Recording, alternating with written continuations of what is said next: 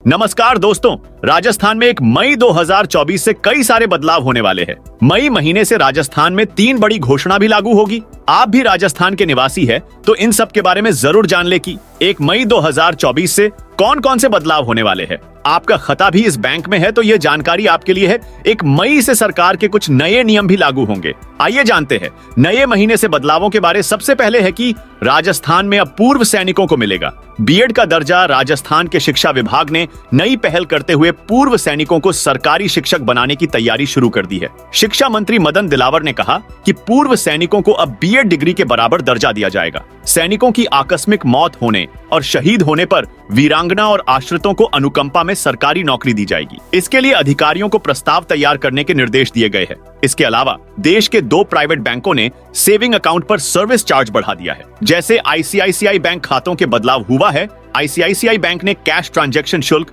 Average balance, ATM interchange fees इत्यादि सेवाओं में बदलाव की घोषणा कर दी है। डेबिट कार्ड की वार्षिक फीस 2000 रुपए कर दी गई है। ग्रामीण क्षेत्रों के लिए शुल्क 99 रुपए रहेगा। आईएमपीएस के ट्रांजैक्शन अमाउंट पर भी शुल्क लगेगा जो 2.5 रुपए से 15 रुपए तक होगा।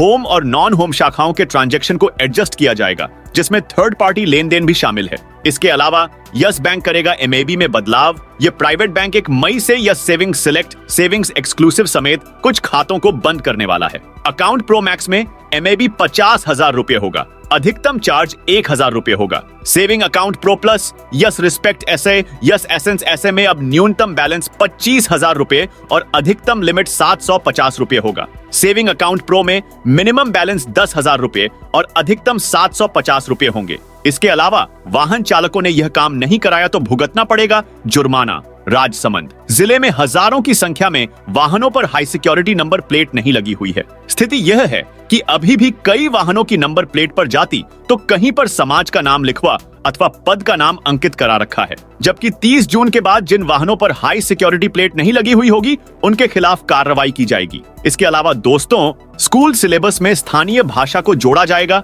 सरकारी स्कूल के छात्र छात्राएं अब मातृभाषा के साथ स्थानीय लैंग्वेज में पढ़ सीख सकेंगे। इसे लेकर शिक्षा मंत्री मदन दिलावर ने कहा है कि जल्द ही ये नीति लागू हो जाएगी और अलग अलग क्षेत्रों की स्थानीय भाषा के अनुसार ही पाठ्यक्रम को डिजाइन किया जाएगा। उन्होंने उदाहरण देते हुए बताया, जैसे कौवे को स्थानीय भाषा में कागला कहते हैं तो ऐसे ही भाषा को शामिल किया जाएगा ताकि बच्चे आसानी से समझ सकें। इसके लिए 30 स्थानीय भाषाओं का सर्वे किया जा रहा है। शिक्षा मंत्री मदन दिलावर ने बताया, नई शिक्षा नीति में बदलाव करते हुए प्राथमिक कक्षाओं में मातृभाषा पर जोर देने की नीति लागू की जा रही है। इसके तहत स्थानीय बोली व भाषा के आधार पर शब्दकोश तैयार करवाकर पाठ्यक्रम तैयार करवा रहे हैं, जिसकी प्रक्रिया अभी चल रही है और संभवतः नए सत्र में यह लागू भी कर दी जाएगी। इसके अलावा चना व सरसों खरीद पंजीयन सीमा 10% बढ़ाई। राज्य में चना सरसों की खरीद के लिए कृषक पंजीयन की सीमा को 10% तक बढ़ाया गया है। प्रबंध निदेशक राजफेड ने बताया कि इस निर्णय से चने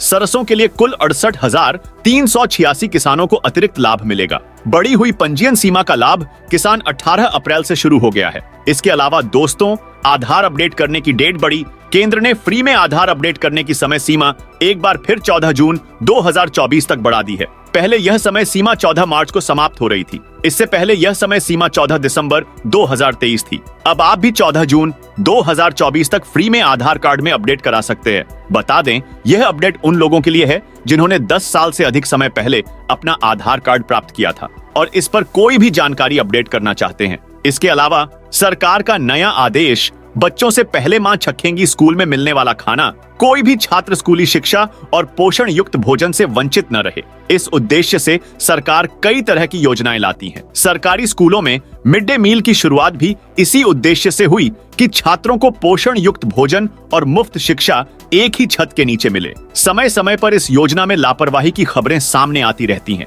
वहीं राजस्थान सरकार ने मिड डे मील की गुणवत्ता बरकरार रखने के उद्देश्य से नया निर्देश जारी किया है, जिसके तहत अब छात्रों से पहले उनकी मां स्कूल में मिलने वाले भोजन को छकेंगी। चित्तौड़गढ़ के निदेशालय माध्यमिक बोर्ड ने मिड डे मील को लेकर गाइडलाइन जारी की है। इस गाइडलाइन के अनुसार मिड डे मील में मिलने वाले भोजन को बच्चों के सामने परोसने से पहले स्कूल में पढ़ने वाले छात्रों की माताओं से टेस्ट करवाया जाएगा। हर दिन कम से कम 5 माताओं को स्कूल आकर भोजन को टेस्ट करना होगा। उनके द्वारा अप्रूव होने के बाद ही बच्चों को यह भोजन परोसा जाएगा। इसके अलावा दोस्तों, कॉलेजों में ग्रीष्मकालीन शैक्षिक अवकाश 1 मई से प्रारंभ होंगे। राज्य के सरकारी और निजी कॉलेजों में ग्रीष्मकालीन शैक्षिक अवकाश 1 मई से प्रारंभ होंगे। प्रथम वर्ष में सेमेस्टर कक्षाएं परीक्षाओं के चलते प्राचार्य आवश्यकतानुसार शिक्षकों को रोक सकेंगे। राज्य के कॉलेज और यूनिवर्सिटी में सत्र 2023-24 से प्रथम वर्ष में राष्ट्रीय शिक्षा नीति लागू की गई है। इसके अंतर्गत प्रथम वर्ष को 6 महीने के 2 सेमेस्टर में विभक्त किया गया है। सभी कॉलेज में दिसंबर से जनवरी-फरवरी के दौरान प्रथम सेमेस्टर की परीक्षाएं कराई गईं। अब मई से जुलाई के दौरान द्वितीय सेमेस्टर की परीक्षाएं चलेंगी। इसके अलावा मई से फिर शुरू होंगी आरपीएससी की भर्ती परीक्षाएं। लोकसभा चुनाव के चलते राजस्थान लोक सेवा आयोग की भर्ती परीक्षाओं पर फिलहाल ब्रेक लग गया है। भर्ती परीक्षाओं का दौर अब मई से शुरू होगा। आयोग परीक्षा तिथियां पूर्व में जारी कर चुका है। बीते मार्च में आयोग ने सहायक आचार्य, पीटीआई और लाइब्रेरियन भर्ती 2023 कॉलेज शिक्षा विभाग के 15 विषयों की परीक्षा कराई थी। अब सहायक आचार्य के बकाया 27 विषयों की परीक्षा मई जून में कराई जाएगी। इसकी शुरुआत 16 मई से राजनीति विज्ञान परीक्षा से होगी। तो दोस्तों, यह थी मई महीने के बारे में जानकारी। आपको यह जानकारी कैसी लगी कमेंट करके बताइए। साथ ही कौन से जिले से इस वीडियो को देख रहे हैं वो भी कमेंट में बताइए।